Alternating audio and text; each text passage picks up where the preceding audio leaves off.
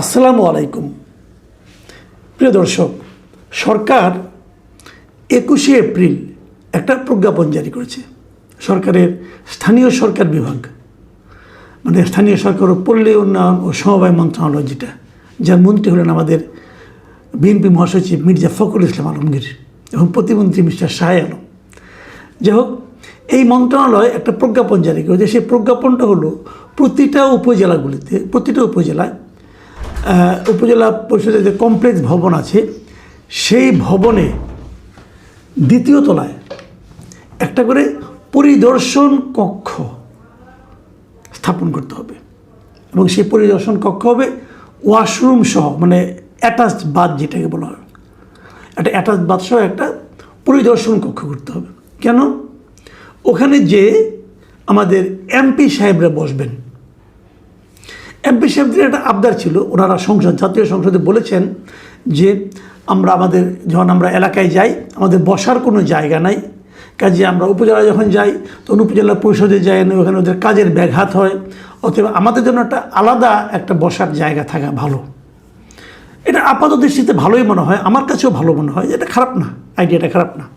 একটা রুম তো থাকতেই পারে, কক্ষ তো থাকতেই পারে, কিন্তু আপাত দৃষ্টিতে যতটুকু মনে হয় আসলে ঘটনাটা কি সেভাবে ঘটবে না। এটা হবে ক্ষমতার একটা বিকল্প জায়গা। যখন এই এমপি সাহেবরা এলাকায় না থাকবেন, তখন এখানে কিন্তু ওনার চামচারা বসে মোটামুটি উপজেলা নির্বাহী অফিসার যিনি আছেন অথবা উপজেলা পরিষদ যেটা আছে তাদের উপর খবরদারি করবে। এমনিতেই আমাদের দেশের স্থানীয় সরকার যে ব্যবস্থাটা আছে সেটা কিন্তু মোটামুটি বিকলাঙ্গ করে দেওয়া হয়েছে এই এমপিদেরকে তার উপর উপদেষ্টা হিসেবে বসিয়ে দেওয়ার কারণে। এমপিরা কিন্তু স্থানীয় পর্যায়ে যত রকম উন্নয়ন কর্মকাণ্ড আছে এগুলো কিন্তু স্থানীয় সরকারের করার কথা, মানে উপজেলা চেয়ারম্যানের করার কথা, সেগুলোর উপর তিনি হলেন উপদেষ্টা হওয়ার কারণে ওনার উপদেশের বাইরে আর কিছুই হতে পারে না। মানে আমি যদি সাধারণ মানুষের দৃষ্টি থেকে দেখি, তাহলে একটা উপজেলায় সবচেয়ে বড় পাওয়ারফুল লোক হচ্ছেন ওই উপজেলার এমপি, দ্বিতীয় পাওয়ারফুল হচ্ছেন উপজেলা নির্বাহী অফিসার, তৃতীয় পাওয়ারফুল হচ্ছেন ওখানকার থানার ওসি, চতুর্থ অথবা পঞ্চম স্থানে হয়তো উপজেলা চেয়ারম্যান থাকেন। কিন্তু নীতিগতভাবে যদি হয়, সারা দুনিয়াতেই স্থানীয় সরকার মানে স্থানীয়ভাবে সেই সরকার, এটাই হলো মূল কথা। এবং আমাদের দেশে আমাদের যে সংবিধান আছে, ধরেন সংবিধান আলাপ বাদ দেন, আমি সংবিধান তো ইচ্ছা হলে মানবেন, ইচ্ছা হলে মানবেন না, এমন একটা অবস্থায় গত 18 মাসে এই সংবিধানকে নিয়ে যাওয়া হয়েছে। কাজে সংবিধানের কথা বলে আর নিজেকেও বিব্রত না করি। আমরা যদি বিএনপি ক্ষমতায় আছে, আমি যদি বিএনপির 31 দফা যে রাষ্ট্র সংস্কার যে তাদের দফা ছিল, আপনি যদি সেখানেও দেখেন, সেখানেও কিন্তু স্থানীয় সরকারকে শক্তিশালী করার কথা বলা হয়েছে। তারা স্থানীয় সরকারকে শক্তিশালী করবেন, যেন ওই এলাকার স্থানীয় সমস্যা, উন্নয়ন, সমস্ত কাজে সরকারি যে কাজগুলো থাকবে সেটা স্থানীয় সরকারের মাধ্যমে করা যায়। কিন্তু আমাদের দেশে কখনোই স্থানীয় সরকারকে শক্তিশালী করা হয়নি এরকমভাবে। একজন স্থানীয় সরকার হলেন, মানে উপজেলা চেয়ারম্যান হলেন, তাকে কিন্তু যে কোনো সময় গভর্নমেন্টের পক্ষ থেকে, মন্ত্রণালয় তাকে কিন্তু ওখান থেকে বরখাস্ত করতে পারত, সরিয়ে দিতে পারত। যে লোকটা জনগণের ভোটে নির্বাচিত হয় তাকে একজন আমলা ইচ্ছা করলে সরিয়ে দিতে পারে। এটা তো নীতিগতভাবেই এটা গ্রহণযোগ্য নয়। এইভাবে কি হওয়া উচিত বলেন আপনারা? হওয়া উচিত না।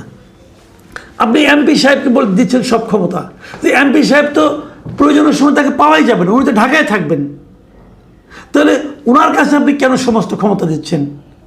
আমার সঙ্গে একবার আওয়ামী লীগ আমলে কথা বলছি, আওয়ামী লীগের সময় একজন এমপির সঙ্গে আমার একবার একটা অনুষ্ঠানে দেখা হয়েছিল, অনেকের সঙ্গে দেখা হতো তখন।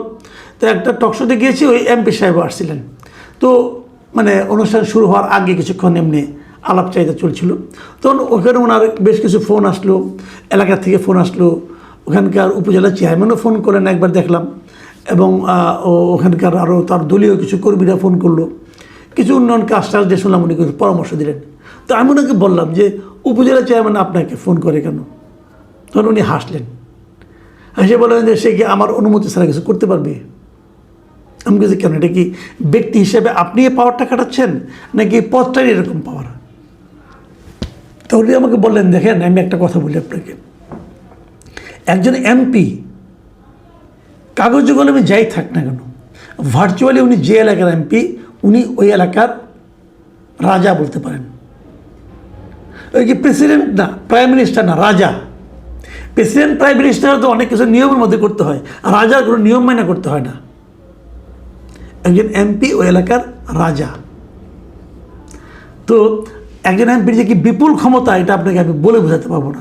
উনি কিন্তু নিজে একজন এমপি এবং ওই ক্ষমতার উনি ভোগ করেন।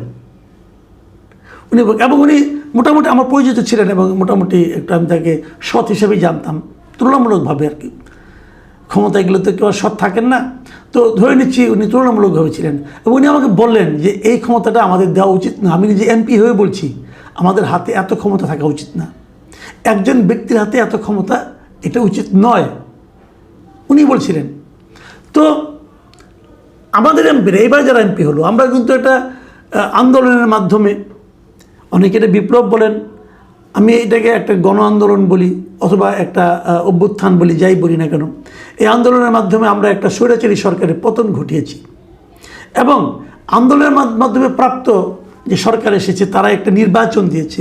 এই নির্বাচনটা, যদিও আমি এই নির্বাচনটাকে অসম্পূর্ণ নির্বাচন মনে করি, বিকলাঙ্গ নির্বাচন মনে করি, কারণ এই নির্বাচনে একটা বড় দল অংশই নিতে পারেনি। তারপরেও যতটুকু নির্বাচন হয়েছে মোটামুটি ভালোই ভোট হয়েছে, খারাপ হয়নি। সেই ভোটে নির্বাচিত যে সংসদ, সেই সংসদ, এখানে সরকারি দল বিরোধী দল আমি উভয়ের কথাই বলছি, সেই সংসদ আমরা কি সারা দেশের জন্য 300টা রাজা নির্বাচন করেছি? যারা নাকি এক একটা এলাকার দণ্ডমুণ্ডের সমস্ত কিছু করতে হবেন, তা তো আমরা করিনি। ওই এলাকার একজন শিক্ষা অফিসার আছেন, সেই শিক্ষা অফিসারের উপর কি এমপি সাহেব যে ছড়ি ঘুরাবেন উচিত হবে? হবে না। ওই এলাকায় একজন কৃষি কর্মকর্তা আছেন, কৃষি কর্মকর্তাকে এমপি সাহেবের কথা অনুযায়ী চলবেন? কৃষি বিষয়ক যে সিদ্ধান্ত নেবেন সেটা কি এমপি সাহেবের কথা অনুযায়ী হবে? ওই এলাকায় একজন রাজস্ব কর্মকর্তা আছেন, তিনিও কি এমপি সাহেবের কথা অনুযায়ী কাজ করবেন? সেইভাবে জমি রেজিস্ট্রি করবেন? ওখানকার যিনি ইওনো আছেন, উপজেলা নির্বাহী অফিসার, তিনিও কি তাই করবেন? কেন করবেন? তাহলে উপজেলা চেয়ারম্যানের দায়িত্বটা কি? উপজেলা চেয়ারম্যানের সঙ্গে তো ওনার একটা কমিটি হয়, সেখানে তো প্রত্যেকটা ইউনিয়ন পরিষদের চেয়ারম্যানরা এসে বসেন। তাদের নিয়ে যে স্থানীয় সরকার, সেই স্থানীয় সরকারের চেহারাটা কী হবে? আমাদের অধ্যাপক তুফাইল আহমেদ সাহেব মারা গেছেন, উনি স্থানীয় সরকার বিশেষজ্ঞ ছিলেন। আমার সঙ্গে ওনার বেশ বহুবার এগুলো নিয়ে কথা হয়েছে। আমার দেখা মতে বাংলাদেশের স্থানীয় সরকার বিষয়ে ওনার চেয়ে বেশি লেখাপড়া জানা, ওনার চেয়ে বেশি পণ্ডিত ব্যক্তি আমি আর দ্বিতীয়টা দেখিনি। উনি আমাকে বহুবার বলেছেন একটা কথা, যে একটা দেশের উন্নয়ন কখনোই সম্ভব হবে না যতক্ষণ পর্যন্ত আপনি সেখানকার স্থানীয় সরকারকে সবল করে না তুলবেন, শক্তিশালী করে না তুলবেন। উন্নয়ন কেবল ঢাকা শহরে হলে হবে না, উন্নয়ন স্থানীয় পর্যায়েও হতে হবে। আপনারা ভাবুন একটা জিনিস, আপনার সারাটা শরীর মনে করেন শুকনা লিকলিকি, মুখটা মাথাটা ফুলে এত বড় হয়ে গেছে, এটা কি আপনার স্বাস্থ্যের লক্ষণ, নাকি অসুস্থতার লক্ষণ, নাকি রোগের লক্ষণ? সারা দেশ একভাবে লিকলিকে আছে, ঢাকা শহরকে আপনি সৌন্দর্যমণ্ডিত করছেন, এটা কিন্তু স্বাস্থ্যের লক্ষণ নয়। দেশে এবার উন্নত হবে না, বরঞ্চ আমি মনে করি স্থানীয় সরকারকে আরও পাওয়ারফুল করতে হবে। এভাবে পাওয়ারফুল করতে হবে যে স্থানীয় সরকার যে নির্বাচিত সরকার হবে তাকে যেন মন্ত্রণালয় তাকে যেন বরখাস্ত করতে না পারে, তাকে যেন মন্ত্রণালয় সাসপেন্ড করতে না পারে। একজন নির্বাচিত ব্যক্তি উনি ওই এলাকার সমস্ত উন্নয়নের কাজগুলো, স্থানীয় সরকারের যে উপজেলা চেয়ারম্যান, ভাইস চেয়ারম্যান এবং উপজেলা পরিষদ যেটা আছে, সবাই মিলে তারা যেন এলাকার উন্নয়নের জন্য কাজ করতে পারেন। কোন এলাকায় একটা ব্রিজ দরকার, এটা উপজেলা চেয়ারম্যান জানবেন, এমপি সাহেবের জানার দরকার নাই, এটা এমপি সাহেবের কাজ না। মেম্বার অফ পার্লামেন্ট আইন প্রণয়ন করবেন, এটাই আইডিয়াল নিয়ম। আমাদের এখানে মেম্বার অফ পার্লামেন্ট যারা হন তেনারা এলাকার রাজা হতে চান। এই রাজা হওয়ার মানসিকতা যতদিন পর্যন্ত আমরা দূর করতে না পারবো ততদিন পর্যন্ত কিন্তু হবে না। এই রাজা আবার কি জানেন, এই রাজা আবার ট্যাক্স দিতে চায় না। এমপি সাহেবরা কিন্তু যেখানে টোল দিতে হয় না ওদের কিন্তু টোল দিতে হয় না। কেন টোল দিতে হবে না? উনি এমপি হয়েছেন তাই, মন্ত্রী হয়েছেন তাই। ওনাকে সে মানুষটা উনি কি ভোট দেওয়ার সময় 3টা ভোট দিতে পারবেন? ওনাকে তো আমার মতো একটা ভোট দিতে হবে। আমাদের সংবিধানে যেটা বলা হয়েছে, দেখুন মাঝখানে ওনারা একটা আইন করে নিয়েছে, আইনটা এখনও আছে, যে তারা ট্যাক্স ফ্রি গাড়ি দিবেন। মানে আপনি একটা গাড়ি কিনতে গেলে আপনাকে ট্যাক্স দিতে হবে, কিন্তু এমপি সাহেব একটা গাড়ি কিনতে গেলে ওনাকে ট্যাক্স দিতে হবে না। যদি এবার মৌখিকভাবে সব এমপিরা বলেছেন তারা ট্যাক্স ফ্রি গাড়ি নেবেন না, প্লট নেবেন না, যদিও বলেছেন, কিন্তু এটা কিন্তু এখনও আইনটা কিন্তু এখনও রয়ে গেছে। আমি মনে করি এই আইনটা বন্ধ করা উচিত। তা না হলে আমার বিবেচনা ছিল এটা একটা অশ্লীল আইন। সংবিধান বলেছে সকল নাগরিকের সমান অধিকার, আর এমপি সাহেবের অধিকার বেশি, ওনাকে ট্যাক্স দিতে হবে না কেন? এখন তারা চাচ্ছেন আমাদের একটা গাড়ি দিতে হবে, যে গাড়ি নিয়ে আমি সরকারি গাড়িতে চড়বো। কেন? আপনাকে তো যাতায়াত ভাতা হিসেবে 70,000 টাকা দেওয়া হয়, তাহলে এই টাকাতে আপনি কী করবেন? আপনাকে যদি সরকারি একটা গাড়ি দেয় তাহলে 70,000 টাকাতে আপনি কী করবেন? আপনি গাছেরটাও খাবেন, তলারটাও কুড়াবেন? এটা হয় না। আমি মনে করি সরকারের এই ব্যাপারে, আমি এখনও মনে করি, আমি মাননীয় প্রধানমন্ত্রীকেও বলছি যে ওনার মধ্যে, ওনার কর্মকাণ্ড, ওনার কথাবার্তায় আমার কাছে মনে হয়েছে উনি সাধারণ মানুষের পর্যায়ে থাকতে চান। এবং আমি বলবো আপনাকে, আপনি যেখানে থাকতে চান আপনার মন্ত্রী এমপিরাও যেন সাধারণ মানুষের পর্যায়ে থাকে, সেই ব্যবস্থা করেন। ওই এক একটা জায়গায়, এক একটা এলাকায় এক একজন রাজা হিসাবে নিজেকে চিন্তা করার যে মানসিকতা, এই মানসিকতাটা ওনাদের মাঝখান থেকে দূর করার দায়িত্ব এই সরকারের, এই প্রধানমন্ত্রীর। প্রিয় দর্শক, এখন এই পর্যন্তই। আল্লাহ হাফিজ।